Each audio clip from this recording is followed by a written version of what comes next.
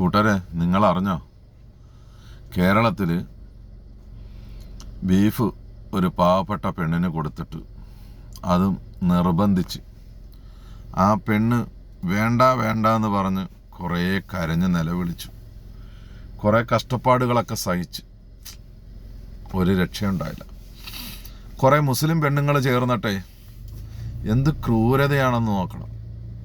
ഒരു പാവപ്പെട്ട മുസ്ലിം സഹോദരിക്ക് കുറേ മുസ്ലിം സ്ത്രീകൾ ചേർന്നിട്ട് ബീഫ് നിർബന്ധിച്ചു കൊടുക്കുക. രക്ഷപ്പെടാൻ കുറേ ശ്രമിച്ചു, നടന്നില്ല. നിർബന്ധിച്ച് അവസാനം ബലാത്കാരമായിട്ട് വായിലേക്ക് തിരികെ കൊടുത്തു. ഈ സംഭവങ്ങൾ വല്ലവരും അറിഞ്ഞോ? നമ്മളെ കേരളത്തിലെ പ്രമുഖ മാധ്യമങ്ങളൊന്നും ഇത് റിപ്പോർട്ട് ചെയ്യുന്നില്ല. വല്ലാത്ത സംഭവം തന്നെയാണ്. എന്താ ചെയ്യുക അല്ലേ? എന്താ സംഭവം എന്നറിയോ?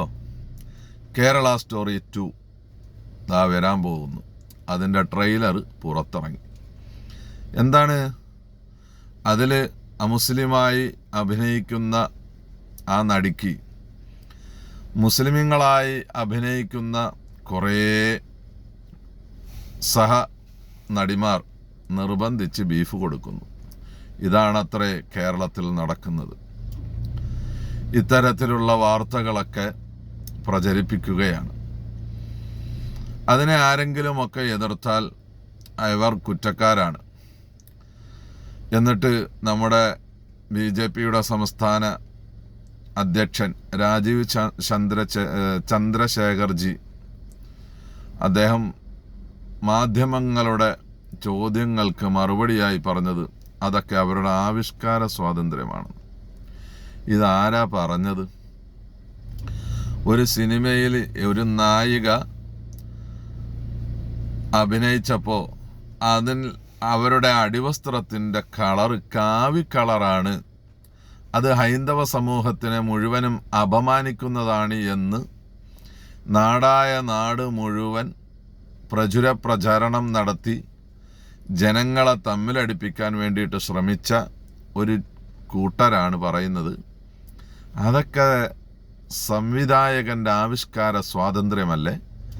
അവരതൊക്കെ ചെയ്തു കൊള്ളട്ടെ, കാണുന്നവർ കണ്ടാൽ മതി, ഇഷ്ടമില്ലാത്തവർ കാണണ്ട എന്ന്.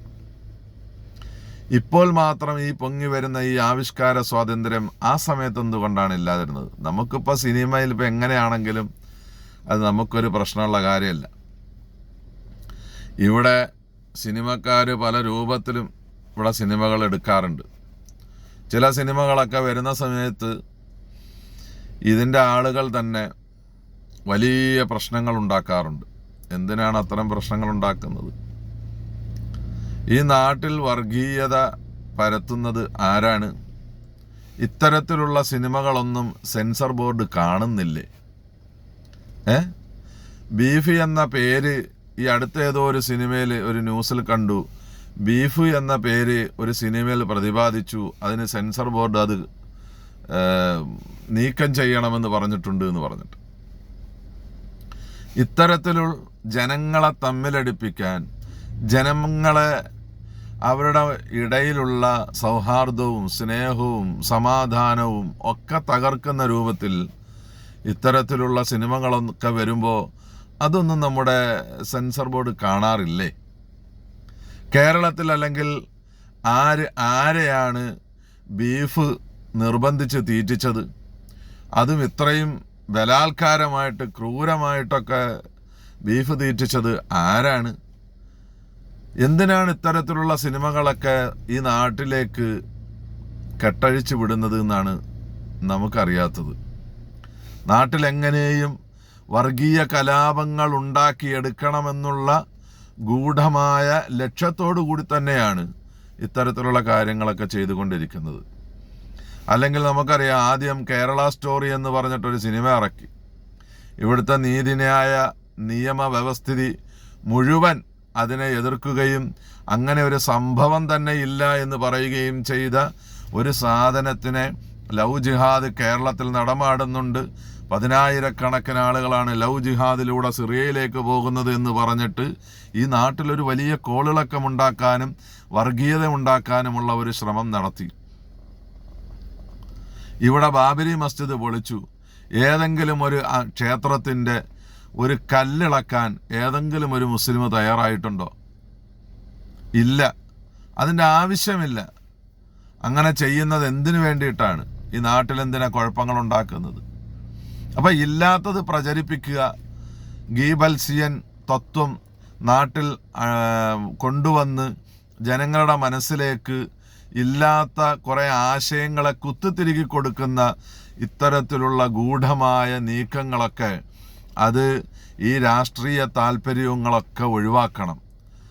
കുറച്ച് വോട്ടിന് വേണ്ടിയിട്ട് നേതാവായി, MLA ആയി, MP ആയി, അല്ലെങ്കിൽ ഏതെങ്കിലുമൊക്കെ ഒരു രാഷ്ട്രീയ പ്രസ്ഥാനത്തിൻ്റെ തലപ്പത്തിരുന്നു കൊണ്ട് രാജ്യത്ത് ഞങ്ങളാണ് എല്ലാം എന്ന് വരുത്തി തീർക്കുന്നതിന് വേണ്ടിയിട്ട് നടത്തപ്പെടുന്ന ഇത്തരത്തിലുള്ള മ്ലേച്ഛമായ പരിപാടികൾ അത് നിർത്തലാക്കണം. ഈ നാട്ടിൽ നാട്ടുകാർക്ക് ഉപകാരപ്പെടുന്ന എന്തെങ്കിലുമൊക്കെ കാര്യങ്ങൾ ഏത് രാഷ്ട്രീയ പാർട്ടിക്കാരാണെങ്കിലും അത് ചെയ്യുകയാണെങ്കിൽ അതിനെ ആളുകൾ അംഗീകരിക്കും. അതിനെ രാഷ്ട്രീയമൊന്നും ആരും നോക്കാറില്ല. ഇവിടെ ഒരാളും ഇവിടെ നിർബന്ധിച്ച് ഏതെങ്കിലുമൊക്കെ മതത്തിൻ്റെ ഏതെങ്കിലുമൊക്കെ ദൈവങ്ങളുടെ പേര് വിളിപ്പിച്ചിട്ടുള്ളത് ആരാണ്? ഇവിടുത്തെ സംഘപരിവാരം തന്നെയല്ലേ? ജയ് ശ്രീറാം വിളിക്കണം, വിളിച്ചില്ലെങ്കിൽ അടിക്കും, അല്ലെങ്കിൽ കുത്തും, അല്ലെങ്കിൽ വെട്ടും. ഈ ഒരു സാധ്യത അല്ലെങ്കിൽ ഈ ഒരു പ്രശ്നം ഇവിടെ കൊണ്ടുവന്നത് ആരാണ്? പ്രശ്നങ്ങളില്ലാത്ത സ്ഥലങ്ങളിലേക്ക് പ്രശ്നങ്ങളെ കൊണ്ടുവന്ന് കെട്ടിച്ചമച്ച് അവിടെ ഒരു വലിയ ഭീകര അന്തരീക്ഷമുണ്ടാക്കി ഒരു വിഭാഗം ഇവിടുത്തെ വലിയ തീവ്രവാദികളാണ്, അവരൊക്കെ മോശക്കാരാണെന്ന് വരുത്തി തീർക്കുന്ന രൂപത്തിലുള്ള പ്രചാരണം ഇങ്ങനെ നടത്തിക്കൊണ്ടിരിക്കുകയാണ്. എന്തിനാ ഇത്തരത്തിലുള്ള പ്രചരണം നടത്തുന്നത്? അതൊന്നും ഒരിക്കലും നടത്താൻ പാടില്ലാത്തതാണ്. കേരളം പോലെയുള്ള ഒരു സ്ഥലത്ത് ഒരിക്കലും നടമാടിയിട്ടില്ലാത്ത, അല്ലെങ്കിൽ കേരളത്തിൽ ഒരിക്കലും ഇത്തരത്തിലുള്ള കാര്യങ്ങൾ നടക്കാൻ സാധ്യതയില്ലാത്ത ഒരു സ്ഥലത്തേക്ക് ഇത്തരത്തിലുള്ള കാര്യങ്ങൾ കൊണ്ടുവന്നിട്ട് ഇവിടെ ഇത്തരത്തിലുള്ള കാര്യങ്ങളാണ് നടക്കുന്നത്, ഇവിടെ ക്രൂരമായിട്ട് ജനങ്ങളെ കൊണ്ട് ബീഫ് തീറ്റിക്കുകയാണ് എന്ന് പറഞ്ഞിട്ട് വിഷം കുത്തിയിറക്കുന്ന ഒരു സ്വഭാവം, അത് സംവിധായകൻ്റെ കുപ്പായമണിഞ്ഞാലും അല്ലെങ്കിൽ വേറെ രാഷ്ട്രീയക്കാരൻ്റെ കുപ്പായമണിഞ്ഞാലും അത് ചെയ്യാൻ പാടില്ല. അതിനെ ശക്തമായിട്ട് ഇവിടുത്തെ ജനങ്ങളും അതുപോലെ തന്നെ ഇവിടുത്തെ നിയമവ്യവസ്ഥിതിയും കർശനമായ നിയന്ത്രണങ്ങൾ കൊണ്ടുവന്നെങ്കിൽ മാത്രമേ ഇതിനൊക്കെ തടയിടാൻ സാധിക്കുകയുള്ളൂ. അല്ലെങ്കിൽ ഇതിനൊരു മാറ്റമുണ്ടാവുകയില്ല. ആളുകൾ പരസ്പരം വെട്ടിക്കീറി അവർ തമ്മിലടിച്ച് നമ്മുടെ നാട്ടിൽ വലിയ ഭീകര അന്തരീക്ഷങ്ങൾ ഉണ്ടാവും. അതിന് മാറ്റം വരണമെങ്കിൽ എല്ലാവരും പരിശ്രമിക്കണം. ഈ 2 ദിവസം മുന്നേ ഞാനൊരു വീഡിയോസ് കണ്ടു. ഒരു തെയ്യം, ആ തെയ്യം ഒരു പള്ളിയിലേക്ക് കടന്നു വരുന്നു.